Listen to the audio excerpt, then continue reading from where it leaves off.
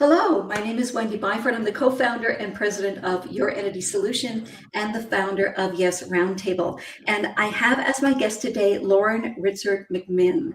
Now, Lauren is from Fairfax, Virginia, for all of you on the East Coast. She is a native with over 20 years of experience in regional and local accounting firms in Northern Virginia.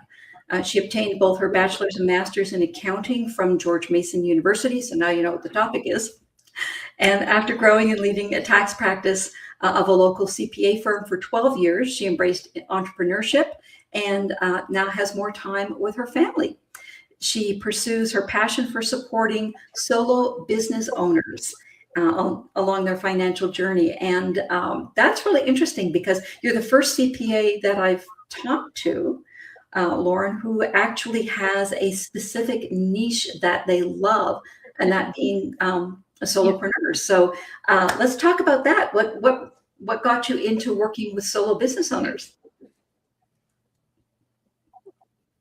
Wendy, I have over 20 years of experience working with individuals, and many of those individuals being small business owners.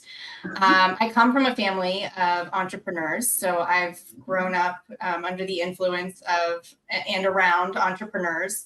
Always a lot of discussions, whether at the dinner table or holidays or whatever the gathering was. So that's always been, entrepreneurship, small businesses has always played a big role in my life. But I think for me, over the course of my career, the majority of my career has been spent in the tax and advisory world, whether strategy, planning, preparation. And I've always loved the relationships that I've had with clients. But I always also felt like so many small business owners have a bookkeeper, and then they have a tax preparer who may or may not be a CPA. And oftentimes those two individuals don't have any working relationship. And many times the client always has the ongoing relationship with their bookkeeper, right? That's the person they talk to on a most regular basis. And the tax preparer kind of gets looped in at the end of the year, maybe for a planning discussion if they're lucky, right? If the client's willing to have that or remembers to follow up on it. Otherwise, as the tax preparer, I was often, in the loop at the end of the year and into tax season. And, over the course of my career, I noticed that the clients who really got the most benefit from the relationship with me, with their CPA, were the clients who really had those ongoing relationships, right? Not just at the end of the year, not just discussions during tax time, but I really felt like there's such a need to support these solo business owners all year, right? Because taxes aren't just happening when the returns are due. It's an ongoing discussion. It's an ongoing planning opportunity. There are always decisions to be made or things to think about for these business owners. So for me, when I had the opportunity to kind of go do my own thing, I really, one, knowing that I was going to be a solo business owner myself, knew that I really had to pick something specific because you can't do it all. We can't know it all, right? But for me, I really saw it as an opportunity to focus on a group of clients that I am passionate about, that I feel like I share, the interest and the desire to be a solo business owner. And really, I find that not only is it fun for me, it's what I like to do, but there's just a lot of value, I think, to the client in having that someone who is that trusted advisor all year, not just at tax time. So that's kind of a roundabout way of how I came to really focus on the solo business owner. I just think it's really interesting the way, things tie together between the business finances and personal. If you're a solo business owner, it's all kind of wrapped up into one oftentimes. Right. It's interesting that you say having a relationship with your clients, because when we do our year-end wrap-ups to teach people how to get their LLC ready for year-end, we usually do it around early October. And the first thing we tell them is, if you haven't spoken with your CPA all year, talk to them now. Yes. December's too late. They can't help you then. Yeah. Yes. Yes. It's critical. Everybody is focused on, after Thanksgiving, right? That's when that's when tax planning starts. And really, tax planning between Thanksgiving and the end of the year is really just the last few questions, right? Fine tuning the things that you've been working on all year. It's not the time to dive in and start your plan. At that point, your window of opportunity is very limited. So most people don't realize that. Absolutely. So it's good that we remind them. Yes. Can you give me an example of somebody that you've worked with in the manner that you're talking about, where you've had a relationship, you've worked with them through the year, and it's really helped them? Sure, yeah. So many of my clients fall under the professional services category. So, for example, realtors, attorneys, nutritionists, coaches. So many of them have businesses where they have a fair amount of cash. Oftentimes they are really intrigued by making the S election because they always hear wonderful things and everybody talks about the benefits. And I had a realtor who came to me a few years after she made the S election. And she was really distraught. She thought she had done everything correctly based on how her colleagues and friends, mentioned the setup of their businesses. And she had a bookkeeper, and the bookkeeper had told her, take a small salary so you're compliant, but really distributions are where you want to be as an S corporation shareholder. And she really, she relied on that advice, and then she got frustrated every year when her tax returns were prepared and she owed a lot of money. And kind of the initial conversation I had with her, I got the sense that she had never really been shown or explained how does an S corporation work, right? What are the pros and cons? If I take a salary versus a distribution, what does that mean, right? What are estimated tax payments versus, withholdings on your W-2?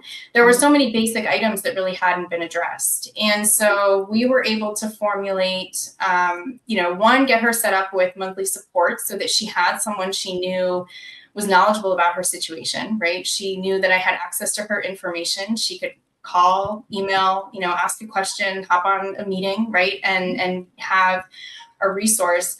But really for her, the big win was getting a strategy in place to save for retirement, to address her taxes being paid throughout the year, and have a good balance of salary and distribution so that she wasn't dealing with stressful tax season, on pins and needles until she had a draft of her return to know how much money she owed. And so for her, it was really kind of getting that plan in place and allowing her and her family the comfort of having a financial picture throughout the year that really allowed them to align their goals to be able to meet, their needs and their expenses. And that's fluctuated, as any realtor knows, their businesses are very seasonal and some years are better than others. And she has a much better handle on how to manage, right, the cash flow and how to address taxes and what to look for before the end of the year. So I think sometimes it's just those really basic conversations that never happen. People get off the ground and running and kind of forget about, they don't have all that little nitty gritty little stuff going on ever explained to them or ever revisited throughout the course of business ownership. Actually, that's really important because a lot of people will do what somebody advises them without looking at all of the pros and cons and all of the things that go along with it, especially as elections. All people think of is, I'm going to save taxes, but they never look at all of the paperwork that goes along with that.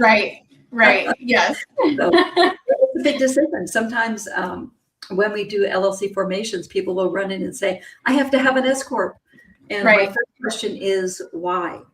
Right. Why do you think you need an S corp versus a standard LLC, for example?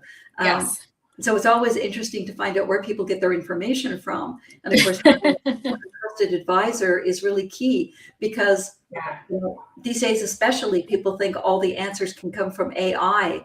And AI doesn't know all of the ins and outs of your specific situation. It can't possibly give you the same advice as someone who has been in business for 20 years, who understands the tax code really well and can really advise you for what you're doing. Yes, yes. Clients never like when my answer is it depends, right? That's kind of oftentimes my first response, and they always want this black and white, perfect answer. But oftentimes it really does depend. It depends on your business structure. It depends on what is your revenue stream, what are your expenses. It depends upon are you married? Does your spouse have a job? What does that look like? There are a lot of factors that go into, to making those decisions. And oftentimes people get focused on just one tiny little aspect, and they don't understand kind of the ripple effect, throughout the big picture. Yeah, and I think, as a business owner, every day you're making so many decisions. There's so many times when you have to kind of weigh the pros and cons, that when you get to finances, you just want somebody to say, "Oh, just tell me what to do." But that's actually not the right thing Yes. to do, because if you've got all the information, you can make good decisions. And if Yeah. you don't have the right information, you're really relying on the other person to make a good decision for you. And then, if something happens, you can't go back and say, "Well, Right. you told me to do this," which of course is what people want to do. So Right. business owners, we have to pull up our big girl panties and make those decisions and take responsibility for those decisions. But you can't do that without the right support and the right information. Absolutely. Absolutely. And to that point, I think it's also important that people realize, sometimes things change throughout the year, right? And so what was working at the beginning of the year, if there's a big change, that's why I think that ongoing relationship is really important, right? It's very critical that you're having those conversations, because sometimes clients think in their mind like, "Oh, this is so small," but it really has a big impact on the overall picture, right? That one decision now impacts a lot of different things. So that's, to me, those ongoing conversations are just really critical for business owners. Yeah, I would agree. I think that, sometimes we're looking so much at, the marketing and the selling and the delivery aspect, that we forget there's a whole infrastructure under your business that needs attention. Yeah. The financial pillar is one of those things. Yes. Yes. So, fantastic. So Lauren, you said that you went into your own practice so you could have more time with your children or your Yes. family. Yes. So you're living still in Virginia, and Yep.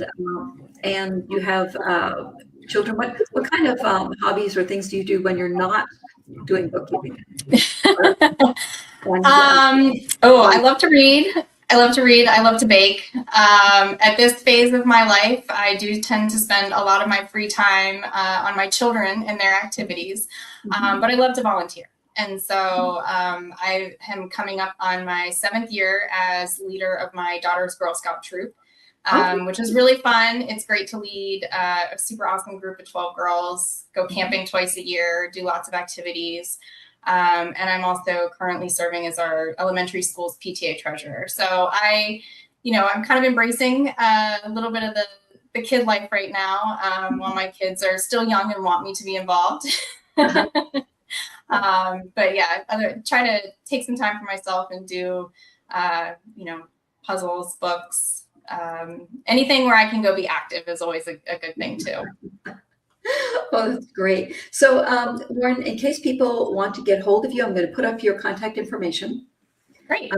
So if you would like to speak with Lauren about what she can do to help your business, you can email her at lauren@lrm.cpa. You can call or text her cell phone, 571-714-0591, or you can get her on LinkedIn. Lauren-Ritzert-McMinn-CPA, and reach out to her that way. Lauren, it has been an absolute delight. Thank you so much for being here. Thank you, Wendy. I appreciate your time.